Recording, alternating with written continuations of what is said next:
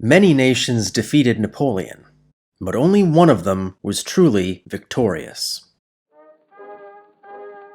In 1815, the United Kingdom of Great Britain and Ireland emerged from 25 years of war as the world's sole superpower, the richest country in Europe, and the first industrialized nation on Earth.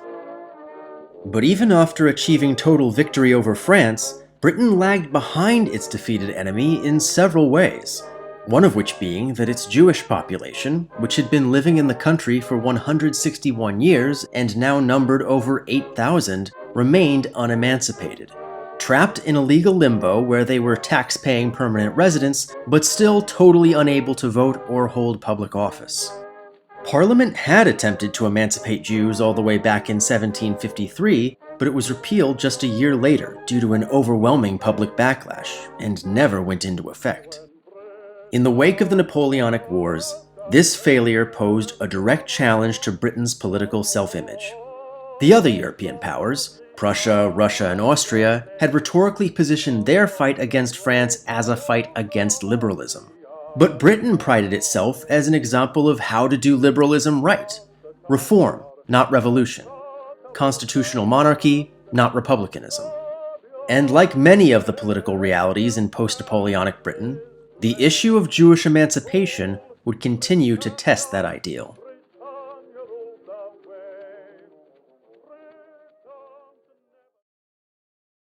For British Jews in 1815, the biggest change to everyday life had been a rapid decline in anti-Semitic attitudes among the general public, more so than anywhere else in Europe. During the previous attempt at Jewish emancipation in 1753, almost every British Jew lived in London. The vast majority of Britons had never encountered one in person. But since then, a new wave of Jewish immigration, mostly from Italy and Germany, had resulted in new communities further afield, which softened public attitudes. By the end of the Napoleonic Wars, many leading Jewish businessmen enjoyed close relationships with their Gentile counterparts through social organizations like the Freemasons, who had been early proponents of emancipation. And people of Jewish birth who had converted to Protestantism, like the economist David Ricardo, were easily elected to Parliament. One former member of Parliament actually converted to Judaism. But ironically, all of this social toleration was a major factor keeping emancipation from happening. Granted, the vast majority of British Jews were working class, and actually contributed a huge amount to London's street culture, from fish and chips to prize fighting. But at the same time, they were rarely destitute. They weren't confined to ghettos, weren't barred from owning property or working in certain industries, and they didn't live under the constant threat of violence or the capricious whims of an absolute monarch or all-powerful church. Accordingly, their political enfranchisement lacked the kind of urgency it had in other countries. Or at least that was the feeling in Great Britain. In Ireland, even though the Jewish population was much, much smaller, emancipation had been a serious topic of discussion as far back as 1714, and the old Irish Parliament had actually passed emancipation in 1746, which would have made it the first country in Europe to give full citizenship to Jews, if only King George II had actually signed it into law. But things had started to change after the Napoleonic Wars. Like I said, even though Britain had been Napoleon's staunchest enemy, a large segment of the British political sphere actually shared a lot of his values, and after the war spent a lot of time nurturing liberal regimes in Western Europe, mainly as a way to stop absolutist Russia from gaining too much influence on the continent. One of those liberal regimes was in Spain, but following an invasion by conservative French Catholics in 1823, many progressive Spanish politicians sought refuge in London, where they became socially active, ended up actually meeting Jewish people for the first time in their lives, secured British loans, returned to Spain under the reformist rule of Queen Isabel II, and finally abolished the Spanish Inquisition. The ensuing Carlist Wars, in which conservative Catholics repeatedly attempted to seize power back from the liberals, only aided in the liberals' reclamation of the Sephardic Golden Age, and their promotion of the infamous oversimplified narrative of Muslim Spain good, Catholic Spain bad. There was a renewed interest in rediscovering and restoring historic Jewish sites.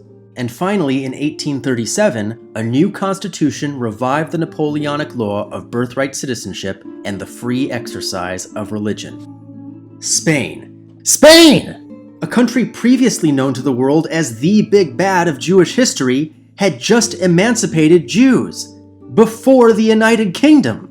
And that was pretty embarrassing. That same decade, several other European countries emancipated their Jews, including places with deep histories of anti-Semitism, like Greece and Belgium. Hell, some British colonies were getting in on the action, so a gradual transition toward emancipation in Britain itself became inevitable. And it wasn't as if the issue was being ignored either. Around this same time, the UK was going through what is remembered today as the Great Reform, a period in which industrialization, urbanization, and successive waves of revolution on the continent put ever more pressure on Parliament to update the political system, redrawing ancient parliamentary constituencies, expanding voter enfranchisement, ending slavery in the colonies, and indeed, ending religious discrimination in the democratic process. Following the emancipation of Catholics in 1829, bills for Jewish emancipation became an annual tradition in the House of Commons, but inevitably failed due to opposition by the unelected House of Lords. In principle, the Lords had opposed most, if not all, of the reforms of this era, but they had backed down from killing the legislation due to a lack of support from King William IV. However, in the case of Jewish emancipation, William continued to back the Lords. There was a lot of that at the time. Jewish emancipation was deeply intertwined with other, seemingly unrelated political issues in such a way that the people on either side of the issue were often not who you'd expect. Starting with the election of 1832, Parliament was flooded by a wave of newly emancipated Catholics from the Irish Repeal Party, led by Daniel O'Connell. The Irish Repealers sought to undo the 1801 Act of Union, thereby returning Ireland to a separate state under the British Crown, as opposed to Irish Republicans who opposed the Union and the monarchy. As I've already said, the Jewish cause had been a long-running topic in Irish politics, supported by both Repealers and Republicans, and O'Connell was far and away the most outspoken defender of Jews in the Commons. He even spoke out against the mistreatment of Jews in the Papal States by Pope Gregory XVI, at a time when the Catholic Church still had enormous sway over his country and even his own party. Nevertheless, O'Connell harbored many of the casually anti-Semitic attitudes of his time and place. During the election campaign of 1835, local press in the city of Taunton incorrectly reported that O'Connell had been slandered as a traitor to the crown by an upstart political candidate named Benjamin Disraeli, a man of Jewish birth whose family converted to Anglicanism after a personal falling out with the London rabbinate. O'Connell was not subtle in his rebuke of these alleged remarks. His name shows that he is of Jewish origin. I do not use it as a term of reproach. There are many most respectable Jews, but there are, as in every other people, some of the lowest and most disgusting grade of moral turpitude, and of those I look upon Mr. Disraeli as the worst. He has just the qualities of the impenitent thief on the cross.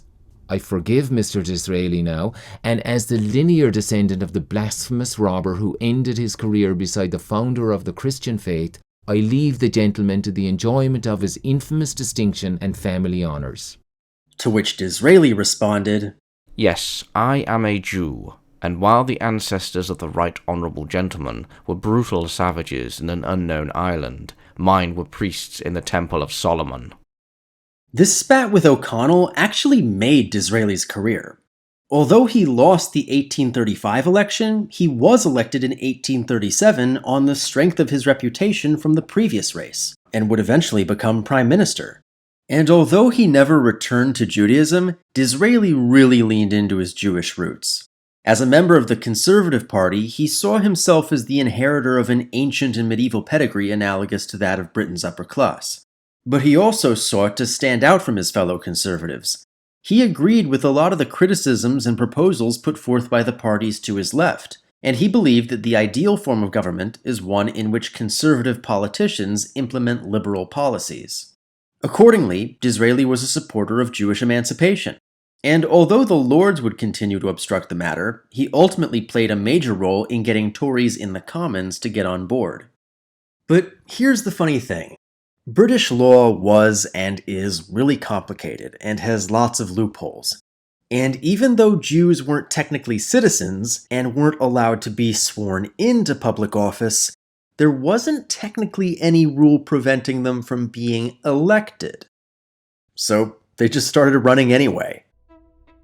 In 1835, 38-year-old David Salomons ran for sheriff of the City of London. That is, the historic core of the city, which was governed by its own weird ancient laws. Salomons was a member of the left-wing Radical Party, a faction that had originated with British supporters of the American Revolution. They weren't very popular, to say the least, but as a member of the London Stock Exchange and a co-founder of the London and Westminster Bank, he was a known quantity, and he used that power to make himself the poster child for Jewish emancipation. So when he won the election, Parliament was sufficiently embarrassed into abolishing religious oaths for the office of sheriff. 2 years later, King William died. His 19-year-old niece Victoria became queen, and she had a much more supportive attitude towards Jews, having grown up around Jewish friends and teachers, including the abolitionist and social reformer Moses Montefiore. And while she definitely played favorites, she was significantly less inclined to interfere in parliamentary politics. In 1841, she awarded a baronet to broker and criminal justice reform advocate Isaac Goldsmid, a title of nobility just low enough not to be seated in the House of Lords, but a title of nobility nonetheless. In 1846, Jews were finally granted citizenship in all but name, and religious oaths were abolished for every political office except for Parliament. Parliament finally abolished the 13th century law requiring Jews to wear identifying clothing, though it had never been enforced in the modern era. And Victoria awarded a baronet to her old friend Moses Montefiore for his work on the Damascus affair. But in spite of all of this, the movement for full emancipation was stalling.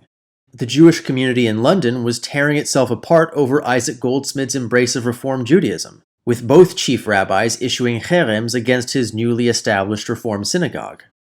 Thus far, the only successes in advancing Jewish rights had come from individuals, Jews who had demonstrated the acceptance of their peers and challenged the conventional wisdom of the status quo by running for political office and winning.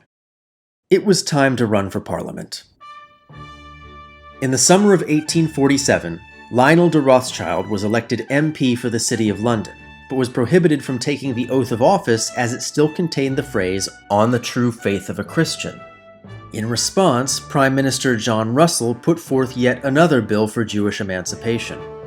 Whig MP Richard Monckton Milnes even lobbied the philosopher Thomas Carlyle to speak out in support of the bill, apparently unaware that Carlyle was a lifelong authoritarian and Anglo-Saxonist, someone for whom the term white supremacist was too inclusive, who wanted to bring back slavery and expel all Jews from Europe. As ever, the bill passed the House of Commons but failed in the House of Lords. Officially, Rothschild continued to hold office as MP, but remained barred from taking his seat in the chamber.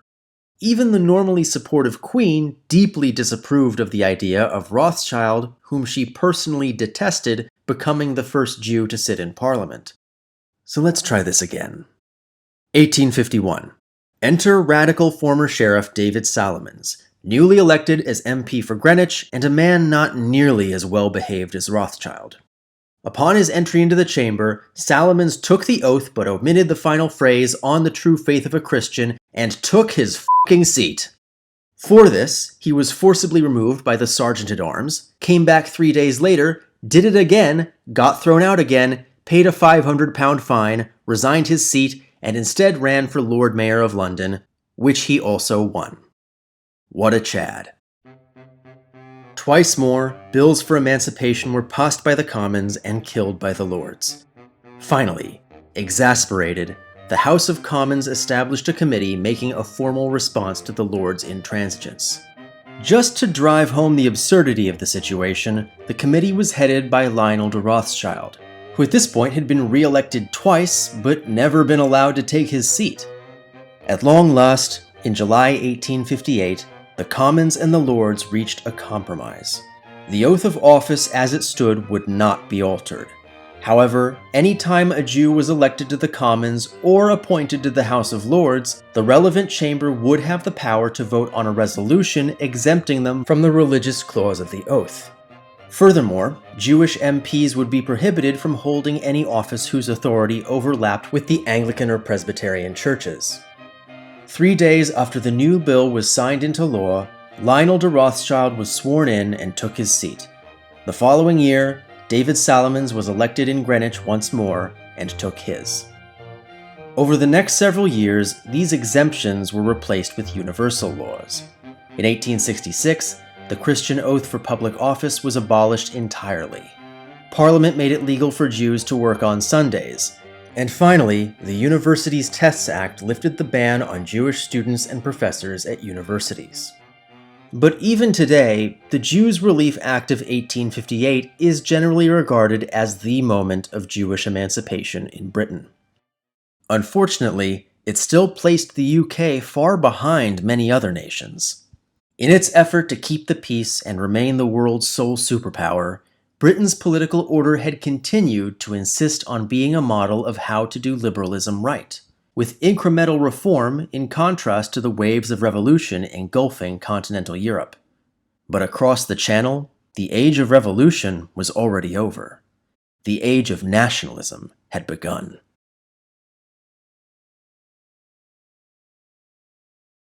Special thanks to my patrons, including Mir Akbar Ali, Jeremy Biskind, Boris Cherny, FC, Jay Fleischman, Oshar Gordon, Serhii Herasimov, Bob Huddy, Raphael Kellerman, and Eric Liederman.